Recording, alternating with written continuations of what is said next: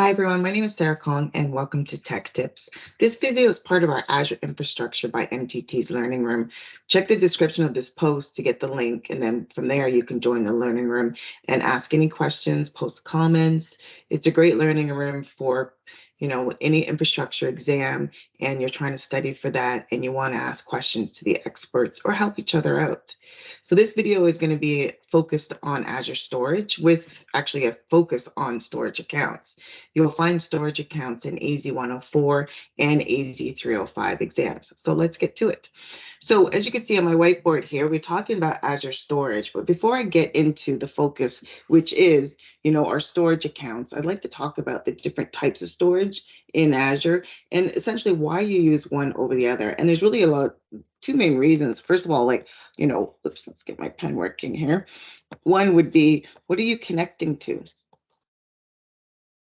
And what I mean by that is, what is that storage used for? Like what resource is connecting to that? For example, is a virtual machine requiring the data, right?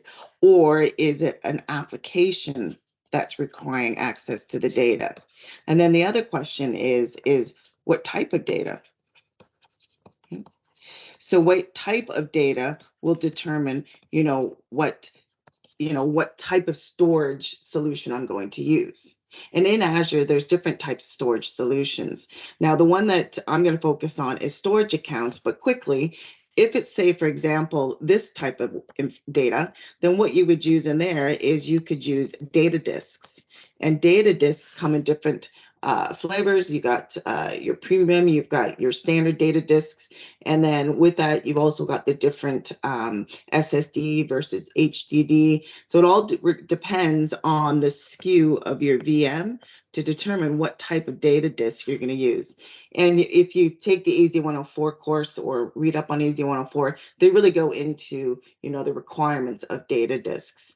The other one is applications. Now, applications can have two types of different storage that I think about. And I think about, first of all, your storage accounts, which I'm going to go into in a lot more detail in this video. But the other one is a lot of times is databases, right? Databases is huge for Azure Storage or for applications to use. So with databases, it's all about, what type of database you require. And again, that's going to be, there's so many options out there. And it all depends on what that app needs. And then what that app, if it needs, global redundancy, that would be something like a Cosmos database. Or if you're just pulling up like a test database and you want to just try things out, you can even install like a virtual machine with SQL on there. And that's considered what we call our infrastructure as a service solution. But if you're looking for a more, I guess you could say, solution where you're doing some of the work, but we're also doing some of the work, that's where those are kind of what we call our PaaS solutions. And we have Azure SQL that supports that. And there's different types of Azure SQL. You got your Azure SQL managed instances, you've got your Azure SQL databases, and then within there's different purchase methods that you can buy. But those are the three that I look at. I think about data disks, I think about storage accounts, and I think about databases. So with this talk, what we're going to talk about is we're going to focus on storage accounts. And storage accounts are great for, different types of data that are available in storage accounts. So let's talk about that. So when we think about storage accounts, there's 4 different types of data that you can use in there. One is you can use blobs, which is the most common one that we see. The other one is you can use files. And then there's 2 more. There's the tables, and there's also the queues. Again, depending on what type of storage you need, either one of those will work for you. Now, when we think about tables and queues, we don't really focus a lot on those because they're more, I shouldn't say we shouldn't focus on them, but they're more for testing.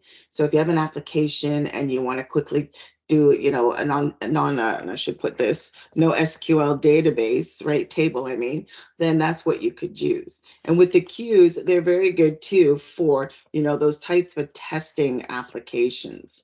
Because if you're familiar with our data architecture, there are large service bus queues that we have, you know, Event Grid, Event Hub. Those are the type of queues that you might want to use if you're doing a large amount. But if you're just going in and you're doing testing of these applications, then tables and queues are great for that. Now, when we think about files, files are great too as well. Think of it as like, I like to think of it as, you know, like, oh, can't think of it now. So like, think of it as a SAN solution, right? So for your VMs, if they want to do any type of shared data, right, that could be a scenario why you're using files. It does support your SMB, right, type of messaging as well, or files, I mean, and then it also supports your NFS, right? So that the Linux types as well. And the great thing with files is files as well, you can also connect applications to that as well. Right? So if you're looking for that type of one. Now you've got blobs, and blobs come in 3 different flavors. They've got your append blobs, they got your page blobs, and you've also got your block. Now with the append, that's great for any type of logging application you have. The page blobs, you see them a lot, they use for virtual machine disks. And then finally, you got your block blobs, which are used for media and pretty much any other type of file. So when you're creating your storage accounts, there's different tiers as well to create those storage accounts. And based on those tiers, you might get a specific one. So actually, let's take a look and let me demo that for you. We'll go into my portal here. So in my portal, you can do a quick search up here and just do a search for storage accounts. Or as you can see, even without me searching, I can see it right there and you can click on it. Now, with storage accounts, same thing is that the storage accounts will reside in a specific location. However, storage accounts, you can get to them from whichever location. So for example, let's say your virtual machine is sitting in central US. Could I still hit this storage account? Absolutely, right? Even the storage accounts are actually, you specify what region to put that storage account in. It is globally accessible. Storage accounts also use a URL. So that URL, as you can see, based on these names, they have to be globally unique, right? And then based on that URL, you can connect using that URL. But we'll get into that in a second. So first things first, I'm going to go and I'm going to create a storage account. Now you need to specify your subscription, right? And then always a resource group. So I'm going to actually create a new resource group, and I'm just going to call it storage account. And I'll do it like that. There's some great documentation online about best practices for naming conventions. I highly recommend to read those because when you start creating resources in Azure, you can get so many resources and you want to be able to label, be able to find them. So coming up with a great naming convention is so important. Can you tell I used to be a SharePoint administrator? All right, click OK on there. And then down in here, you can see the storage account name. So now this has to be between 3 to 24 characters, has to be unique, and it can only contain lowercase letters and numbers. Why? Because I was saying earlier, that becomes a URL. So as we know, there's limitations for characters in a URL. So you really need to be aware of that. So I'm just going to call this my test storage, and I'll just throw my last name in there. Normally people wouldn't have that. And then again, as you can see, based on what region. So how would I know which region to pick? Well, pick the region that most users are closer to, right? Like I said, you can still get to the storage account if you're across the world, right? As long as you have the proper security and access to it, you'll still be able to access that storage account. However, you know, let's say your company, your head office is, where I'm close to Toronto, is in Toronto, then I would go in and I would pick Canada Central. Where is it? Here, let me just type it. Oh, there it is. Didn't see it there for a second. Oh, let me pause here for a second. Notice that they have recommended, and then if you scroll down here, it says other. So what are the others? And it's like, whoa, how come they get put in as an other? Aren't they considered a region? Well, they are, but these regions don't have availability zones. Like I know in Canada East, which is in Quebec, which is a province above me because I'm in Ontario, Canada, that doesn't have multiple zones. It only has one zone.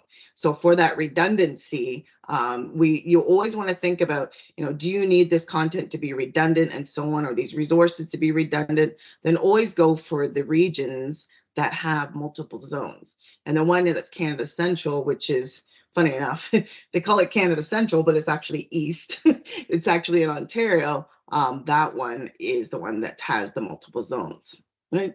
And you can see I can deploy it to an edge zone. So if I know that this storage account is going to be utilized from other regions globally, you might want to put it on an edge zone.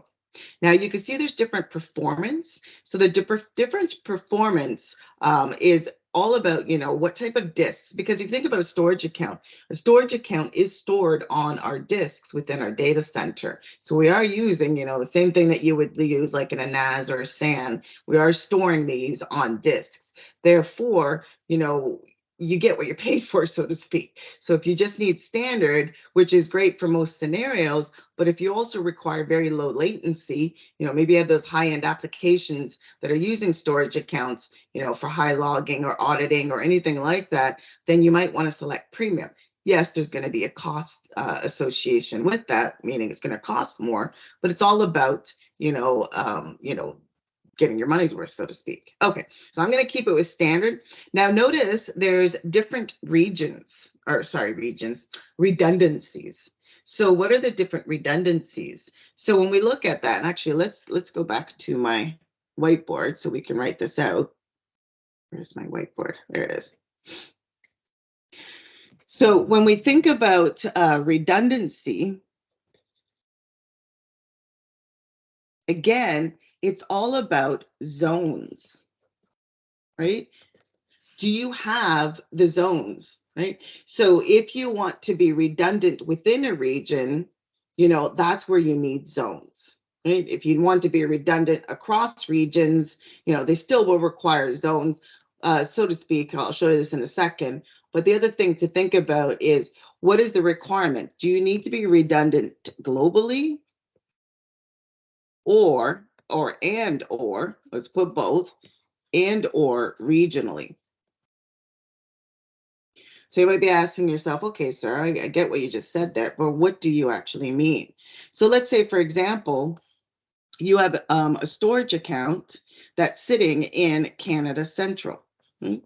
And that storage account, what you want to do is make it's got sensitive information on there, so that if that storage account fails, you want to be able to get to it quickly, right? So for that redundancy. So let's say you're sitting in Canada Central. We know Canada Central has multiple zones, right? So I can have zone 1 and I can have zone 2. So what can happen here? Let me just erase this. Kind of right over this again. Oops, get my pen working back. So what can happen in here, sorry for my mess here, is I can make sure that if this zone goes down, then my redundancy will happen still within the same region. So this is the regional redundancy.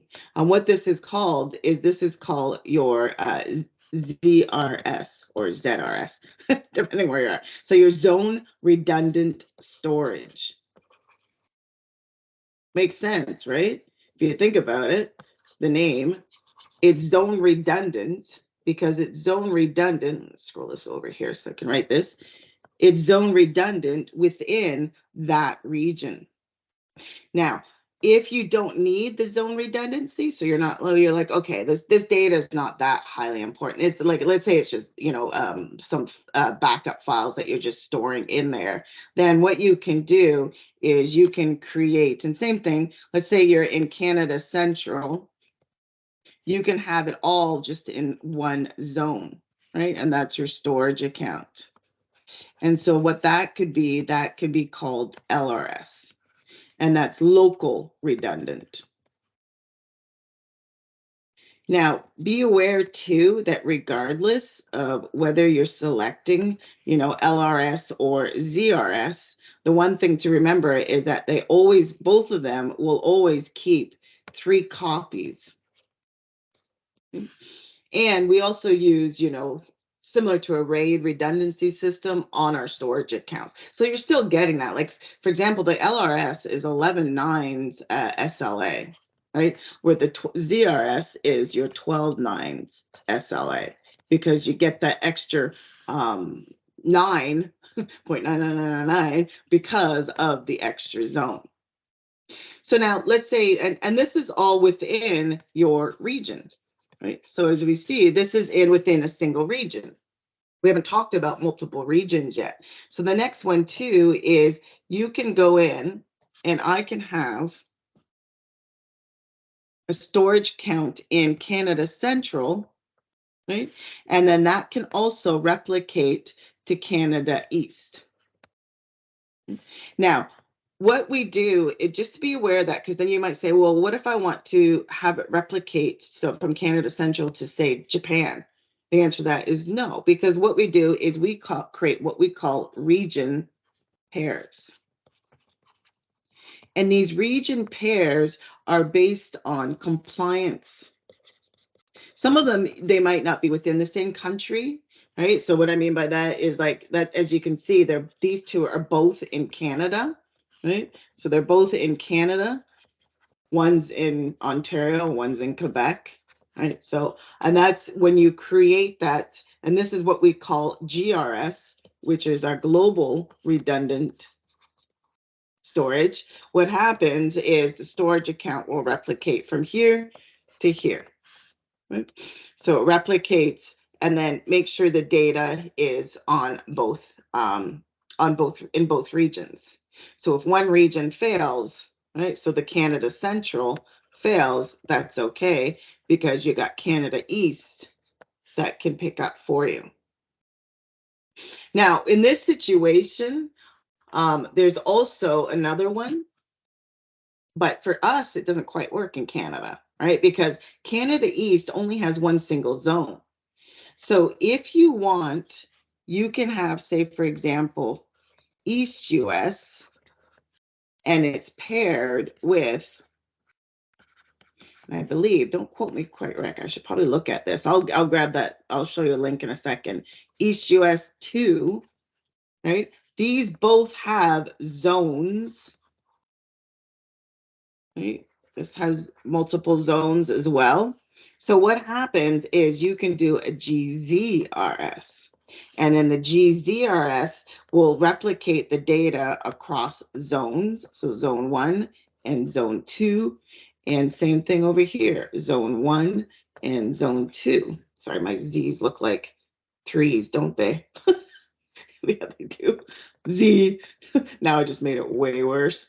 But so what happens is this will give you, not only will this give you redundancy with across globally, sorry, say that fast 5 times. Not only will it give you redundancy across the globe, but it'll also give you redundancy within that region.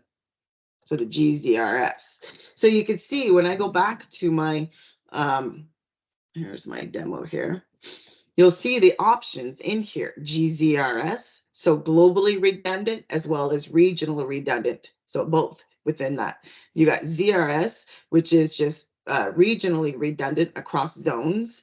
And then you got GRS, which is globally redundant, but not across zones. And then LRS, which is just redundant by 3 copies of the data within a single zone within a single region.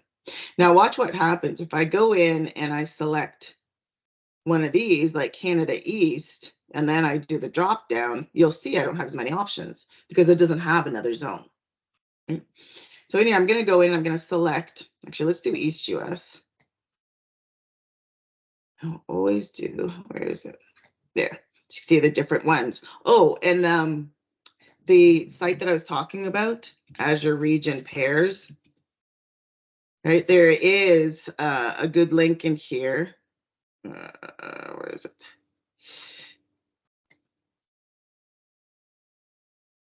Right, so this one will talk about the region pairs, the multiple regions, you know, what are some good reasons why you do different regions and so on. And then in here, it should give me, there we go. Oh, no, that's not it. There is a chart that has the breakdown of them. What I'll do is I'll put a link in it in the description of this video so you can see that chart. So you know, like if you're building a region in UK South, what is your pair? And that's set in stone, so to speak. Okay, so next thing in here, I'm going to go in and then you can see I can set to standard. And what I'll do is I'm just going to actually set it to LRS for now. Just keep it very simple.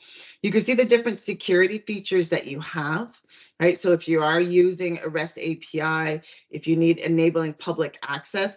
Now, enabling public access, what that does is it can set your blob container to basically, what's that word I'm looking for? Anonymous. Right, so anybody can access that. This is great too if you just have a web page that, you know, like for anybody to visit and, you know, it's pulling data from a storage account. That's when you would use this in an example. Other than that, I would highly recommend not to enable things. By default, it won't enable that, and I'll show that to you. You got your different versions of TLS, right? So for HTTPS, if you want to use Azure Active Directory authorization, you can enable that. And then any copy operations, right? So if you need to copy your operations from any storage accounts within that tenant, you can use a private link and allow that. Hierarchical namespaces, access protocols, and then the access tiers, right? We'll be creating another video shortly on access tiers, which Massimo will be talking about that. The other thing is networking. So think about this in this example. So when I create a storage account, right? So let's pull this up here. So let's say I go in and I create a storage account in here. By default, as you saw, that you don't need to create a virtual network or anything like that, but the storage account actually gets stored. So for example, if it's in East US, and then let's say you have a virtual machine that you have running, you know, or multiple virtual machines, and they're all going to be using, let's say, the file storage. So they're going to be using files on that. Then what you can do is you can have them in a virtual network. And I can make sure that this is the only connection. So let's say you've created another VNet, right? And you've got some VMs in here. I can make sure that that doesn't get connected. That's horrible. Right, so making sure that this, oops, where's my pen? There we go. Making sure that there's no connection allowed for that. So this is what we call creating that kind of that service endpoint. And you can do that, as you can see in this screen. Let's go back to this. But I can go in. Oh, actually, I'm being silly. Oh, yeah, there we go. Right, and then I can go in and I can specify what network. Right, so let's say I only want this Kong test domain to use that. And you can even go by based on what subnets as well. Right? So that's pretty handy to do that. By default, it does allow any of your networks in Azure to be able to connect to that as long as they have the access. Data protection, you can do point in time restore, you can do soft delete for blobs. Right, that's pretty cool, so that you can restore them up to 7 days. And as you can see that, you can change those days. There's also a setting in there. A lot of these settings that you see while you're creating, your storage account, you can modify them afterwards. There are some settings that you can't. I'd recommend that you read up on what those settings are for the exams. Encryption, so you can do by default, it's going to be using our keys, but you can create your own keys and use that instead. And then support for your customer managed keys, what type of files will be able to use those keys. And then tags, always good to put tags, especially because I can imagine you're going to have very many, lots of storage accounts. So if you're tagging them properly, it's easier to manage them as well as to find billing and cost associated with that. Then I just go in and review that, make sure I've got everything enabled that I need to, and then I create that. And once you create the storage account, which I'm not going to do that because I've already got a bunch, I'll just go to one that I already have. Once you create the storage account, then this is, the information where you can go in, make changes, set some settings. You can move the storage account to a different resource group. You can go in, and this one I like right here in the networking. I can go in and this is where I can change the networking if I need to. So now let's say, I want that storage account to be locked down. I can set up encryption and go through all of that. So that's a little bit about storage accounts. And with the storage accounts, there's a lot, as you can see, of settings that you can configure with that.